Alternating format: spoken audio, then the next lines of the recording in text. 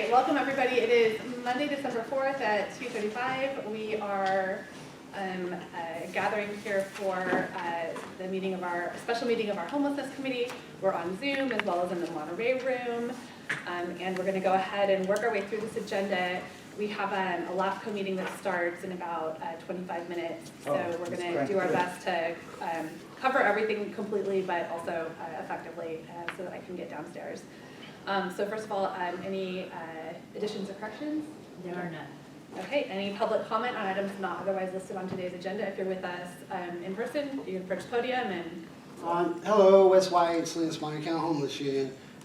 Just checking in because looking for other ways to enforce the law, especially on public property between the Sheriff's Department and the City of Salinas. There's been quite a few people that are pushed onto private property. I mean, I want to make a formal complaint. I could use some assistance with that against the sheriff for incidents that happened earlier in the year. But basically, people are being driven out of everywhere, and they need somewhere to be. You have Martin versus Boise, you have Johnson versus Grants Pass, which reaffirms that if you don't have anywhere to put people, you can't be driving them out of where they're at. Unless it's an emergency, but then you need to open up somewhere else to be. Sanctioned encampment is something, you know, that we need to look toward. Immunity from sweeps, a little county seal sticker saying they're signing for cars, an identification card, something that's not too intrusive, that would allow people some peace and consistency to be somewhere, anywhere, 24 hours a day, knowing that, you know, HMIS cars are connected with services and they're receiving all the services that we're capable of sort of providing as a county and as a state, as a city, whatever. But the way we're being treated is not healthy. It's not mentally stable. You know, you want to talk about stress and trauma. People are being forced to UP tracks here in Salinas where, you know, people have been burned alive. And there's a lot of gang issues that are now happening because it's kind of a no man's land. You know, it's not our jurisdiction. Plus, we're not providing porta potties or dumpsters or washer, laundry, shower. You know, personal hygiene lets us stay human. That's a flush program, PHLUSH. And that, you know, we really need to implement these kind of measures, especially if you're paying the cleanup crew $4.25 million, and that's not even counting law enforcement and public works involvement funding. That could just go toward letting people have an address, even just 400 square feet and a tent. So, you know, it's structured. Running water, electricity, please stop the sweeps. Thank you, Wes. I don't see any hands raised online, so we're going to close public comment and move on to approval of our action minutes. I'm good with the minutes. So by consensus, any comments on minutes? Seeing no hands raised, we'll approve those by consensus. Go on to our regular agenda, which is the first item to approving our committee meeting schedule for 2024. I'm good with that. So I think we'll approve that by consensus unless there are comments, which I don't see. And we'll move right on to item number 3, receive a presentation on potential project proposals for Encampment Resolution Funding, round 3, with a request to support recommendation to pursue funding for either Soledad River, Salinas River Encampment Project or the Post Drive AAA Encampment, or for both sites. Roxanne. Thank you. Thank you. So we are very excited because the round 3 of the Encampment Resolution Funding Program was released last week. As we are aware, the county was awarded just shy of $8 million from round 2, and that was for the partnership with Santa Cruz County to help people living along the Pajaro River, and I've provided updates on what's going on with that project in previous meetings. Just to quickly review the grant, there was $400 million that was appropriated. A little bit more than $81 million was awarded to people who applied, or to jurisdictions that applied to round 2, met all the requirements, but was not awarded from round 2. So what's remaining is just shy of $299 million. We do, very similar to the previous round, that they are accepting applications and awarding them on a rolling basis. The first window closes on January 31st of 2024, and that would be the window that I would be more inclined to pursue. What we've learned from previous rounds of ERF is that many jurisdictions are pursuing this, and it is highly competitive. So the faster we get the grant proposals in, the more likely we will be awarded.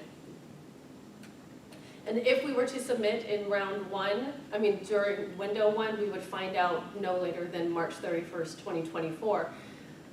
Also, last year, we were supposed to find out no later than March 31st, 2023, except for there was the storms, and we actually didn't find out until June. I'm hoping that we don't have storms and, a series of disasters again in this upcoming winter season, but it can happen. So very similar to the Housing Homeless Assistance and Prevention Program, these are the eligible uses.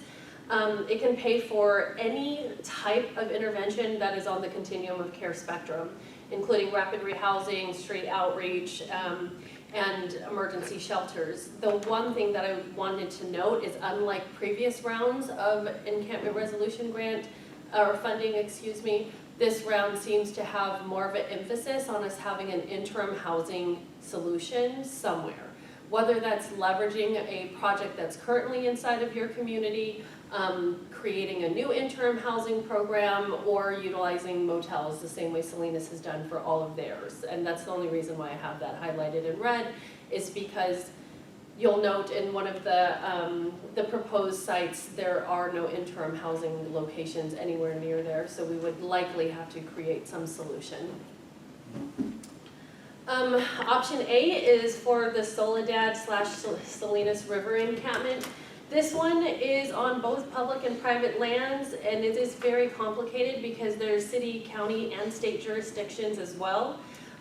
Just in the previous week, there was a report of 2 encampment fires, approximately 14 sites with well over, it says 24 plus. We've been in close communications with Soledad Police Department, and that number does fluctuate, but it rides around 25 to 30 that we're aware of.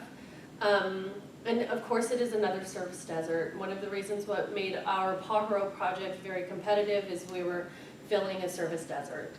And of course, this encampment was highly impacted by the January storms, and a lot of these individuals had lost all of their belongings once the river had filled up and receded. So we are in constant conversations with the city of Soledad trying to identify potential partnership opportunities, and this would be one of my suggested routes. The second one is Post Drive, also known as the AAA encampment. This one's a little bit more complicated because it is mostly on privately owned property. There is a little bit of this encampment area that lands under the city of Salinas' jurisdiction, but most of it is unincorporated county. We do receive regular complaints by neighboring businesses. It is on a creek, and there are currently county departments that are working with the private landowners. And I've received different numbers about how many individuals are there, but it seems as though it's anywhere between 25 to 40 individuals. So what I'm here today for is to ask for the committee's support in either pursuing funding to address one of the encampments or possibly both, and have a little conversation about the complexities of either one if you are interested in doing so. So I'm going to stop sharing for the folks on the call. All right. Comments, questions? Yeah, one would just be staffing capacity, right? Because some of these, as you rightly pointed out, the city Soledad could be a partner in carrying out planning and operating and the follow through that is required on these grants. That would be a great thing. On the Post Drive, would that be a partnership with the city, or would the county be lead? And do we have the ability to carry out all the requirements of that particular grant? The city is, the one that's at AAA, I think is a little more complicated. I'm not even sure if it will be highly competitive, to be quite honest, but it is one of the larger encampments in our jurisdiction, which is why I wanted to bring it forth as an option. There's lots of resources in the city of Salinas, which we would probably, or we would likely need to have some sort of formalized partnership to utilize some of those resources within the city and not create duplicative services.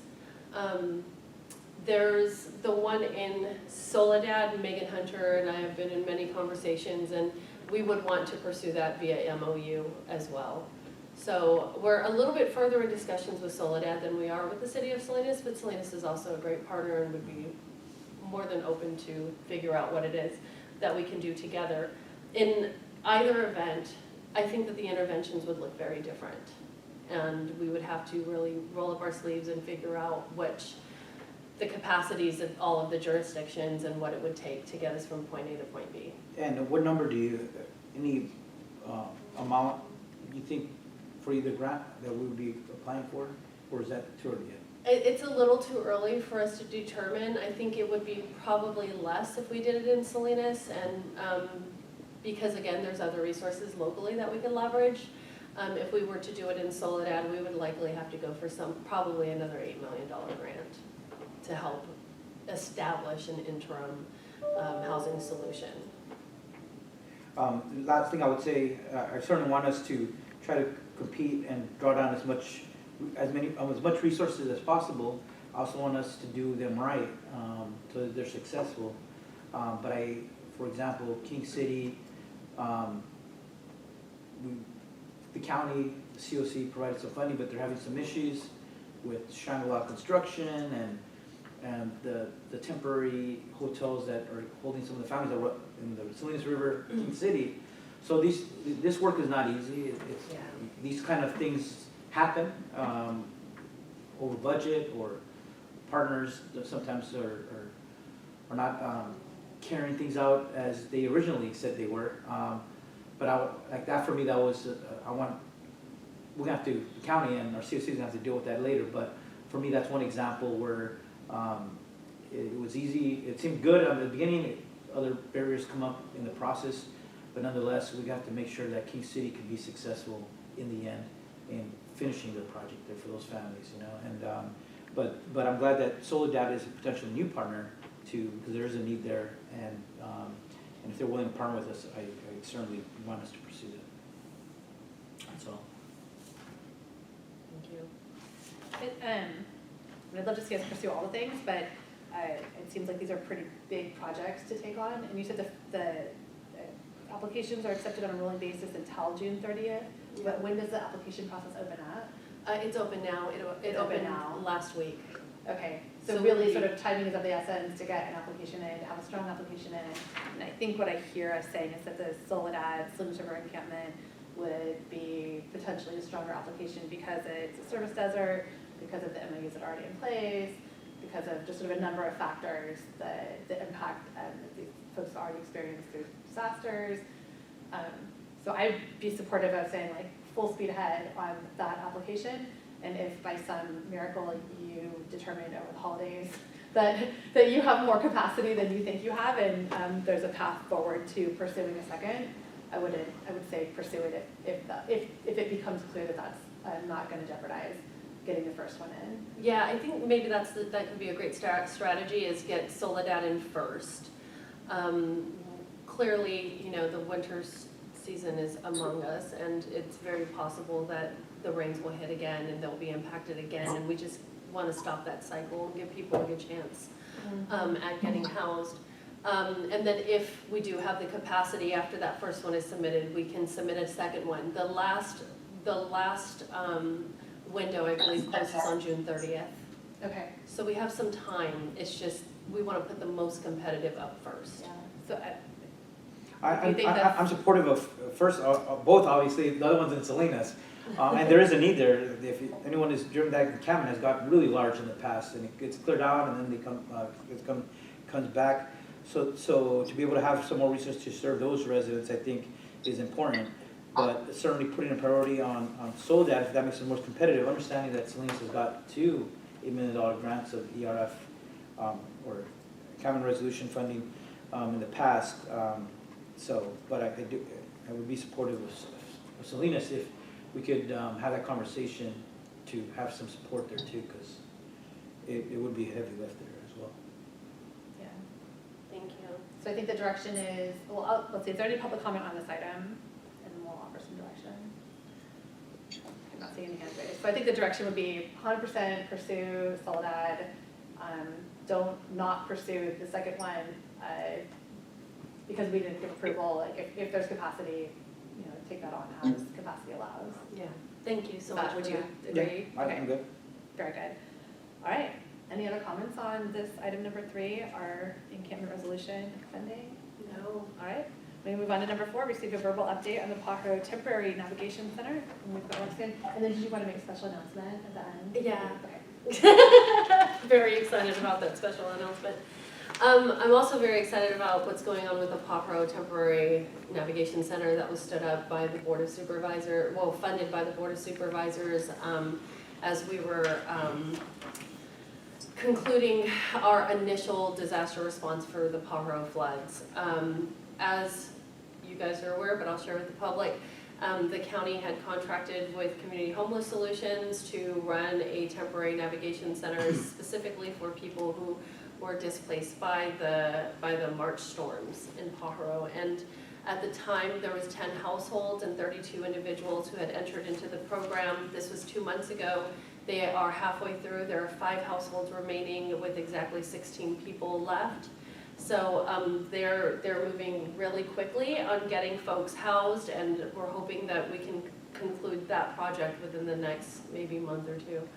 So hopefully ending it a month early. But fingers crossed, let's just keep wishing them luck, and you know, I'm supporting the organizations that are working on this to the best of my ability, and very proud of the work that they're doing over there. And I just wanted to inform that we're halfway through.